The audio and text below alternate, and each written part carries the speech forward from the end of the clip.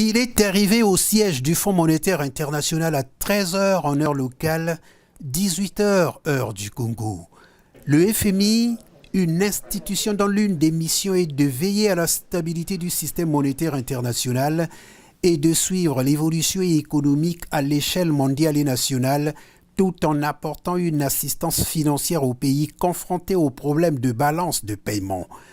En accord avec le gouvernement congolais sur un programme de 3 ans appuyé par une facilité élargie de crédit, ce programme économique vise à maintenir la stabilité macroéconomique et à impulser une reprise économique dans le contexte de la pandémie du Covid-19.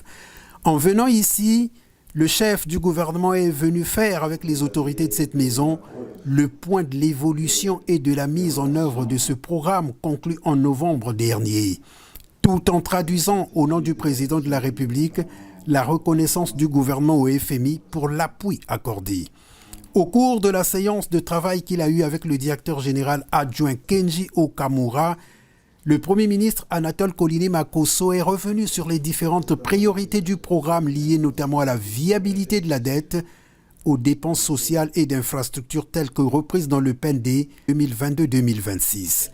L'avancement des réformes en matière de gouvernance, de transparence et de lutte contre la corruption pour améliorer l'efficacité des dépenses publiques, l'environnement des affaires et la confiance économique.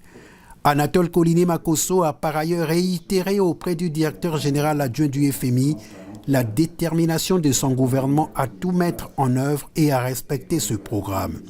Retenez que nous sommes ici pour vous venir en aide, a dit la deuxième personnalité du fonds, c'est bien, et nous sommes prêts à travailler avec vous sans relâche. Fin de citation. À Anatole Koliné-Makosso de conclure, nous sommes venus jusqu'ici parce que nous voulons être transparents.